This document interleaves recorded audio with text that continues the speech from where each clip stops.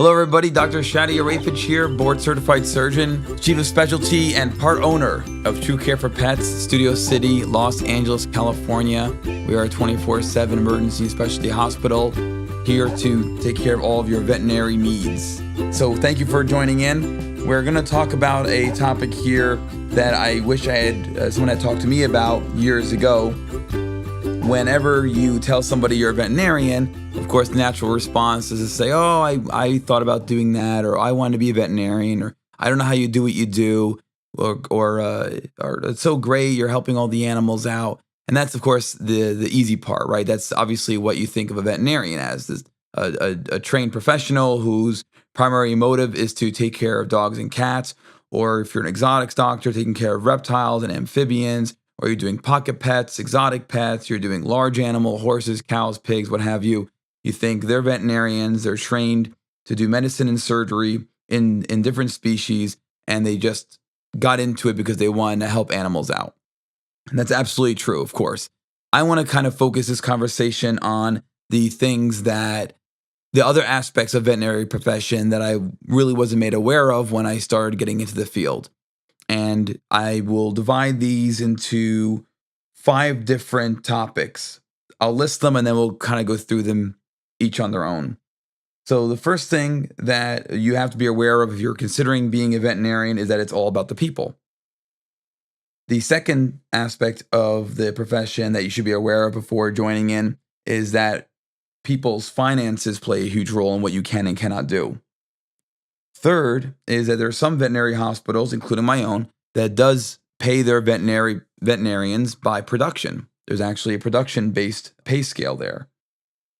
Number 4, being sued or medical board cases. Believe it or not, you hear about this all the time in human medicine, right? That you can get sued and there's liability. Happens with veterinarians as well. And the 5th topic is managing people. The amount of management you have to do in veterinary profession, depending on your specialty, if you have one, depending on where you work, is also a huge part of the job. So the first topic that I want to expand upon is it's all about people. And that's a big one. That's a huge one. So you think to yourself, oh, I want to be a veterinarian because I love animals. I want to take care of animals. I don't really care much for people. I just want to take care of the animals, so I'll become a veterinarian. And sure, the animals are a huge part of what we do, of course. But I'll tell you right now, there is no way, no matter what aspect of the veterinary profession you're going to be involved in, there is no way you're going to be avoiding people. In fact, I think it's all about the people. They're the ones coming in first and foremost to even see you, and they're the ones bringing their pet in. And not to mention, they're the ones that are going to approve or decline what you want to do, and they're also the ones paying the bills. So there is absolutely no way you're getting away from the people portion of this business. In fact, I think it really is about the people. If you don't cater to the people, you don't have bedside manners, you don't know how to communicate, how to socialize well, how to work well with others, then I'll tell you right now, you're not going to become a successful veterinarian. And this is probably true. I believe this is true for any aspect of the profession, whether you're working in a laboratory setting, whether you're working with small animals or large animals, if you're in academia, you're working for a dog food company, it doesn't matter. It's all about the people. You work in a zoo, you are working for a shelter or a rescue organization. It's all about the people. The people are going to control what you can and cannot do with these animals, plain and simple.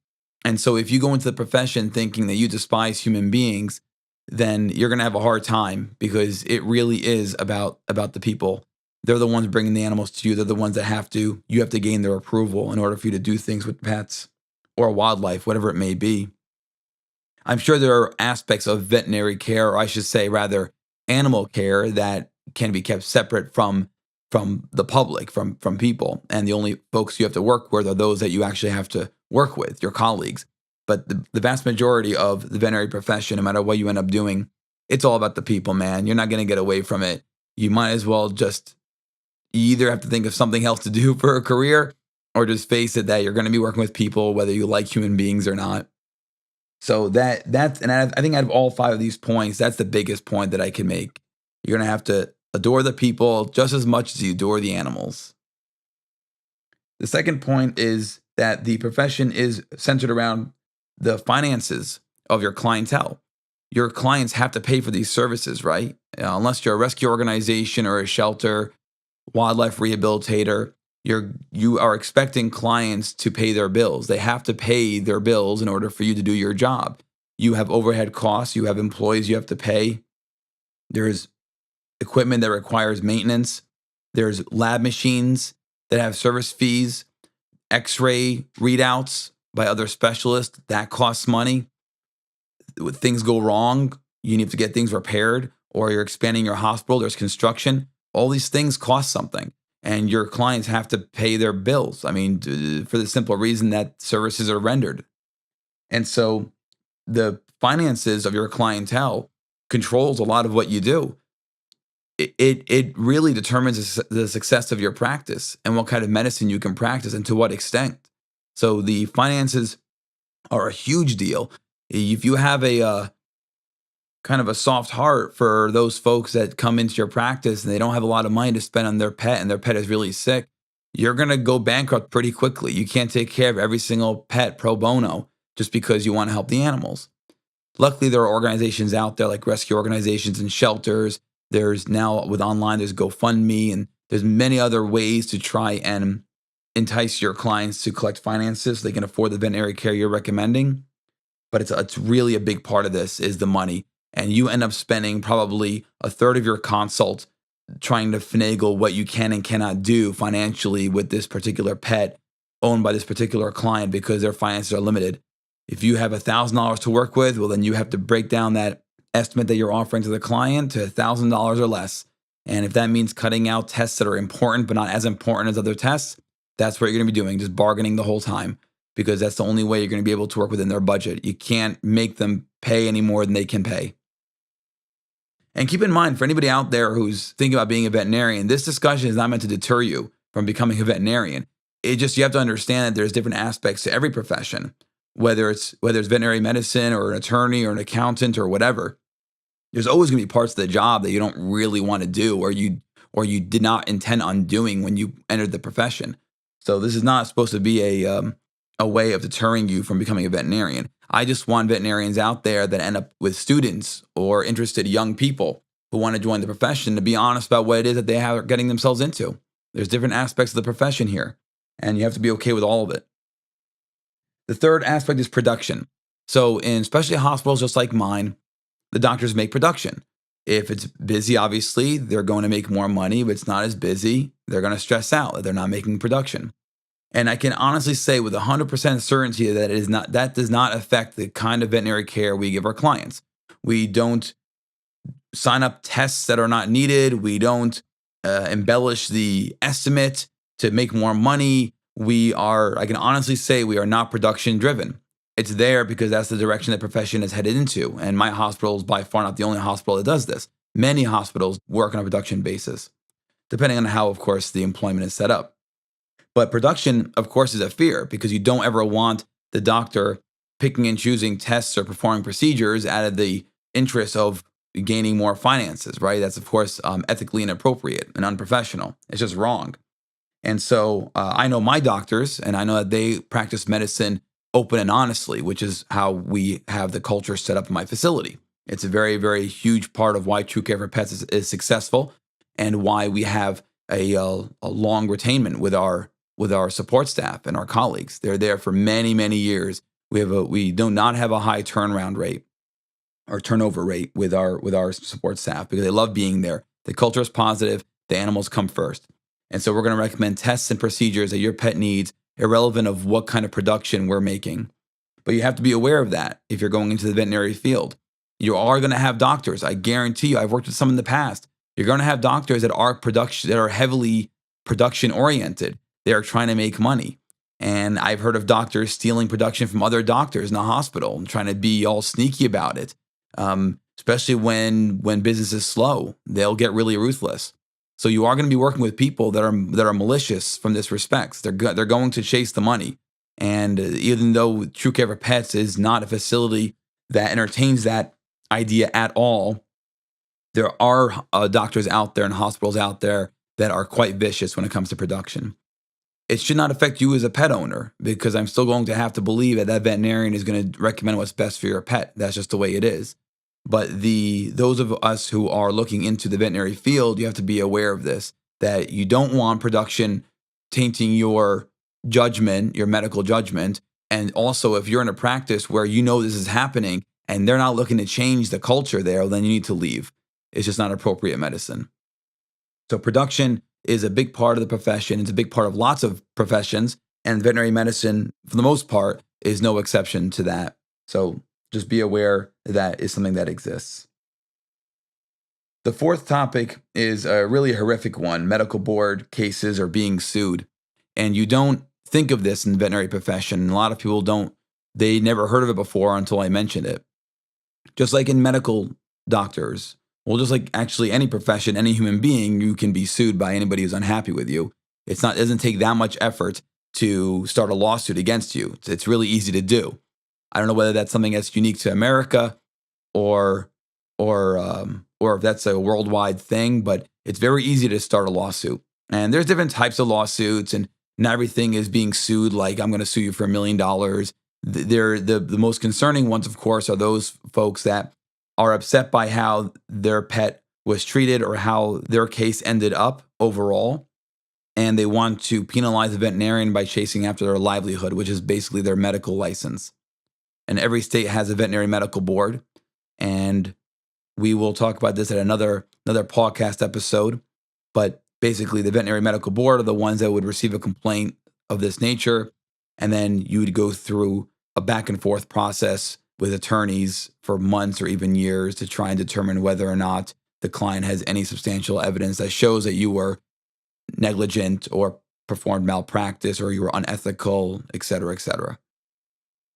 And this is a really ugly thing because what it does then, the doctor has really one of two options. They either just continue practicing the way they're practicing and hope that you never have any cases that go poorly, which is 0% chance of that, and also keep practicing the way you practice, hoping that you'll never have a client that's angry at you, which is also a 0% chance.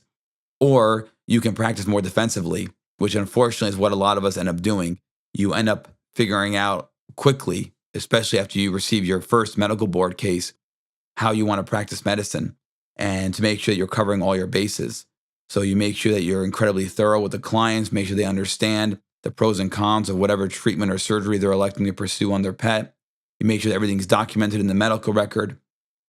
You're going to recommend tests that are maybe less likely to show a positive or negative result for whatever disease you're trying to diagnose. But at the same time, you have to recommend them because legally, if you don't recommend that particular test because of how rare that disease is, and somebody else ends up submitting that test and it comes back positive, the client could easily be upset at you and claim, oh, you were negligent, you didn't submit that test. You didn't give me the option of submitting it. And we'll go into more detail, like I said, about this at another time. But there's a lot of gray areas with medical board cases in terms of how do you really determine if the veterinarian's intentions were malignant? How can you really determine if the veterinarian was unethical or negligent? Or is the client somebody who's just was not going to be happy from the beginning or could not accept the fact that they agreed to all the risks involved and they're just in denial or they just want revenge? There's many, many facets to this that really have made the profession rather ugly. And I imagine that a lot of human physicians also feel the same way about it. Nobody wants to be sued. Nobody wants to even think about that. It does happen a lot. And it's something that we have to contend with. How you deal with that risk factor is going to be based on whether or not you ever have been under the microscope in a medical board case. And if you haven't, well, then learning from your colleagues who have been in trouble with such cases and trying to figure out what's the best way you can practice excellent medicine and still keep yourself legally protected. So on the flip side of this, if you are a client that's listening to this and thinking, oh, I want to go to the veterinary medical board and complain because I was angry and I didn't know what to do, here's what I suggest doing. Because be honest with yourself, first of all. Were you aware of any of the potential complications? Do you really think your veterinarian didn't forewarn you? Did you really think that within all reasonable doubt that you seriously did not think this complication could occur? Review your paperwork when you signed off on the estimate and the invoice, all the stipulations in there, all the warnings that say any possible thing could happen to your pet if you sign here. And then honestly, if all that stuff doesn't satisfy you and you're still angry, you're convinced you were not warned of these risks, You're convinced your veterinarian never communicated these things to you. You're convinced that the paperwork doesn't matter because you're justified. Well, then go to your veterinarian and talk to them, adult to adult, and figure it out. Work it out that way. Stop running to mom and dad for help. Mom and dad being the veterinary medical board.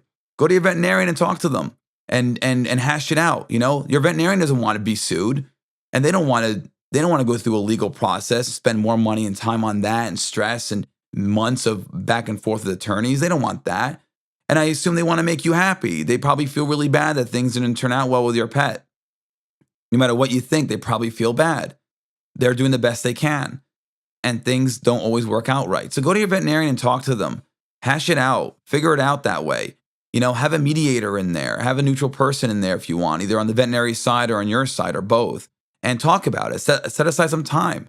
Probably in person is better than over the phone. Definitely don't do email. Go in person, set up an appointment with your veterinarian and say, I'm concerned about the outcome of my dog or cat or whatever pet. I am angry, hurt, upset. I am considering going to the veterinary medical board, but I really don't want to. I prefer you and I talk about it. And that's it. That's it. Figure it out and realize that no matter what your impressions are, your veterinarian, for the most part, most likely, chances are they tried their best. They're upset it didn't work out as well, and they want a peaceful end result to this just as you do. And finally, the fifth point I want to make here with regards to making sure you're aware of what you're getting yourself into if you want to become a veterinarian is managing other people. And this is huge. It doesn't matter if you're a veterinarian or a receptionist or a technician.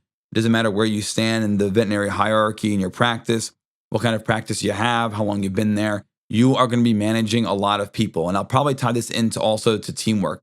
You are going to be working with a lot of folks. Some people are above you, some are below you, some are equal. Everyone has different intelligence levels, different educations, different personalities, different reasons why they're in the profession. Everybody's different. And I know this sounds rudimentary because this really can be applied to any job out there. But you have to be a team player. And if you're a veterinarian, you're going to be managing people. And you are not trained how to do this in veterinary school. You just aren't. In fact, the reason why I'm bringing up all these points is because these are 5 points, and I'm sure I can think of more, 5 points that are not brought up in veterinary school. They're not part of the curriculum. And why should they be? Or rather, how can they be? You have 4 years to learn about every single species. Regardless of what you're planning on doing after the profession, you have 4 years to learn about every single animal. Dogs, cats, ferrets, birds, lizards, cows, pigs, chickens, monkeys, fish. You have to learn about all that stuff. 4 years. 4 years, right out of college. There's no time for business classes. There's no time for how to act like a social human being, like a normal social human being that society will accept. There's no room for legal cases, getting sued, how the business aspect of the veterinary profession works, how to manage people. There's no time for it. You can make time. Yeah, there's lots of schools have business courses and law courses and whatever else. But if you're a veterinarian and you've been through the process of school, you know how hard it is. There's no way. Vet school is very, very demanding, just like a lot of other professions. So as much as you'd like to go ahead and become a well-rounded veterinarian and learn about all this stuff that I'm talking about right now, a lot of it either you're going to be doing afterwards when you finally get your degree, or you're going to learn like how I did, which is on the fly. And most veterinarians learn that way. Most veterinarians, if you're fortunate enough to be a young veterinarian, you just graduated school and you enter the workforce and you're in a hospital working with a veterinarian who you assume is seasoned, you're hoping that that person will be a mentor to you over aspects that you have not had the opportunity to learn about in veterinary school. That mentor is the one that's going to teach you about these skills. These 5 points that I'm mentioning are not things that you can learn just from one Pawcast. You're going to be learning through trial and error over the next number of years in your profession, through trial and error and through your mentors and your colleagues. They're the ones that are going to know what to do because they've been through it before. They've made all the mistakes. And so it behooves you to listen to them and learn from what they have to offer. Managing people is very, very difficult. It's an art and a science. And there's lots of materials out there on how to manage people. It is a very difficult thing to do. And I'm going to be And I'm talking to you about this from the standpoint of a veterinary surgeon. Without any formal management training, I've learned this over time through great mentors, great colleagues, trial and error. And so managing people is difficult. And it is something you have to be aware of that you're going to be doing if you're going to enter the veterinary field. No matter what kind of veterinarian you're going to be managing people. And people are going to be managing you. You will quickly find out if you've ever had a boss or a supervisor who was just awful. You find out quickly what kind of management is really just bad. And you either can become vengeful and angry at that and spiteful, or you can learn, well, that's not the way to do that. And you can better yourself by not doing what they're doing. Then you're going to have people below you. They're working really hard. They're not getting paid as much as you're getting paid. This for them may just be a job, not a career. They may not have had much schooling to get into the support staff position that they're in. And you're going to be managing them. And you're going to have high expectations because for you as a veterinarian, everybody has high expectations of you. You have to satisfy your clients, your support staff, your supervisors. If you're a specialty hospital, you have to satisfy the veterinarians that are sending you cases. So you're referring veterinarians.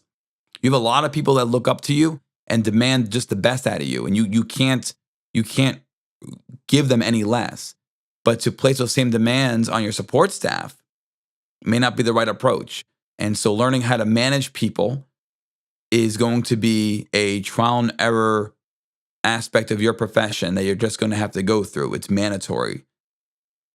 And so managing people, being a team player, working in a team environment is going to be huge. And it can be a beautiful thing once you master it. It'll work really, really well in your benefit and the hospital's benefit if you can master how to manage people and how to be a team player. It is priceless. But the road to get there, very difficult. So to recap, the veterinary profession is, in my opinion, more about people than it is about animals. It involves heavily the finances of your clientele. They'll be dictating what they can afford and therefore what they can and cannot do in regards to what you're recommending. The veterinary profession does have a salary-based system that is based on production. And so beware of those evil veterinarians that are very heavily production-based or financially motivated. You don't want to work in that kind of environment. That's not what we're about. We're doctors. Do the right thing. Be aware that a client who's upset, who feels like you did them wrong or did their pet wrong, if they're angry enough, they will go to the medical board or sue you. I suggest you find an adult way of handling this face-to-face to avoid what everybody wants to avoid, which is months of attorneys, time lost, money spent on something that just could have been squashed right at the beginning with good communication. And finally, be aware if you're going to the veterinary field or if you already are there and finding yourself in a tough spot, you're going to be managing people as part of the job. You can't fight it. You can't get away from it. You need to be a team player. You need to compromise, work well with others. It is mandatory for any job, but especially veterinary medicine, it is mandatory they learn to work with other people. So if you keep these points in mind and you understand and accept the fact that these things are related to the veterinary profession and it does not turn you away, which is not my goal. I'm not trying to deter you from becoming a veterinarian. I'm just letting you know that these things are aspects of the profession you need to be aware of. Well, then the rest of the profession is fantastic. It's great. Otherwise, go out there, save as many lives as you can, make a difference in people's worlds. Clients will love you. You'll make paralyzed animals walk again. You'll stop internal bleeding. You'll pull socks out of their intestines. You'll do C-sections, and you'll just keep saving lives, making the world a better place with the utmost best intentions. I do wish you the best. This is Dr. Shadi Ireifej, TrueCare for Pets, Studio City, Los Angeles. I'm the chief of specialty at the facility, board certified staff surgeon, and part owner of the hospital. We're 24/7, ready to help you out with anything you or your pet needs. Thank you so much for listening to this podcast. We'll talk to you soon. Questions in the email? If you have questions. Oh, yeah. Yeah, it was TrueCare for Pets. Pawcast. @gmail.com. Right. We welcome any suggestions, inquiries, questions, or comments. Feel free to email me, TrueCare for Pets Pawcast, that's PAW cast, vetpets@gmail.com. Thank you so much. We'll look forward to your responses.